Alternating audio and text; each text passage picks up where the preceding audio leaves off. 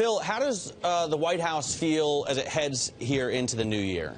Like they've got momentum. I think, look, they will acknowledge that 2014 was rough. Every single time they thought they were taking a step in the right direction, there was a foreign policy issue that flared, whether it's Russia or the rise of the Islamic State and the continued quagmire in Syria, that often beat down what they were trying to do. And then, obviously, the November midterm elections were pretty devastating to the entire party. However, over the last 5 weeks, what they've done in terms of reaching a climate agreement in China, continuing to push for a very crucial Asia-Pacific trade deal, the immigration action, the Cuba announcement earlier this week, they feel like they're moving into this new year, even though they'll be a lame duck, with some momentum that they feel like should try and help them solidify a legacy. Peter, obviously, Phil normally is in Washington, D.C.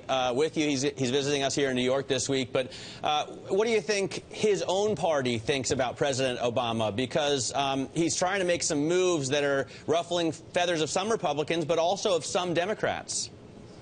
Well, he is making some moves that are ruffling some Democrats, but he's also energizing Democrats in the last 5 weeks. As Phil mentioned, the immigration action alone, certainly something that Democrats have been pushing for this president to do, something to allow them to flex their muscles, if you will, and rally the base at the same time. But this is a president who, heading into his final 2 years, has to keep Democrats motivated at his side, but also, if he wants to get anything done, needs to try and do some business with Republicans.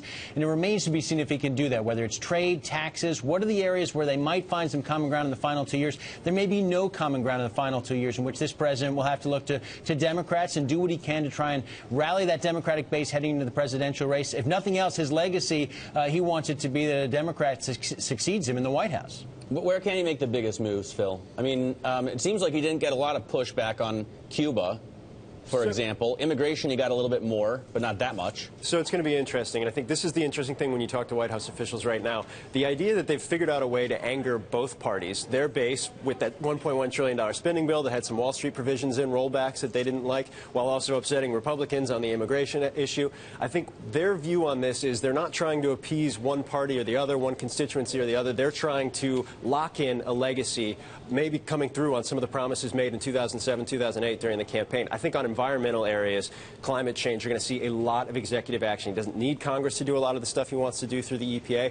That's a primary push. But to Peter's point, I do think you'll see the president on corporate tax reform and on trade really try to move towards Republicans on that. They don't expect major legislative victories over the next 2 years, but if they can lock in something on those two areas, they feel like those will be two huge legacy pieces, and they want to try and do it. Is the key here, I mean, Peter, is the key that he's taking smaller bites? Because he hasn't angered anybody in an Obamacare like Dodd-Frank way lately. And frankly, tax reform is something everybody wants to do. Trade is something everyone wants to do, right?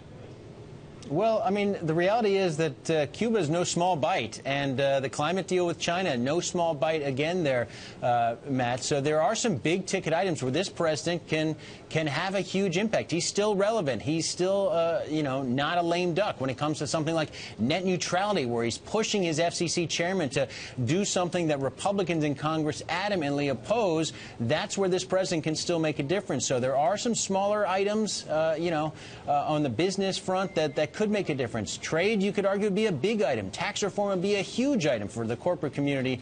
But this president still has small areas where he can make a difference. But I would not put those major items off the radar screen entirely as we head into 2015. But the reality of the Republicans taking control of Congress is going to hit him right in the face, to be sure. I feel like there's a lot of bipartisan action on a couple of those things, especially on tax reform and trade, no matter how difficult they are. Net neutrality seems like a non-starter. It's a non-starter, I think. And look, there's top-level bipartisanship on issues like tax reform, on issues like trade, but there's always been top-level bipartisanship on those two issues, and they have never moved forward. I think that something's got to shift. Some dynamic needs to shift for those to actually move now. I think there's some optimism in the White House. There's some optimism on the Hill, as Peter said, but there has to be a change right now, and nobody's totally sure if that change exists.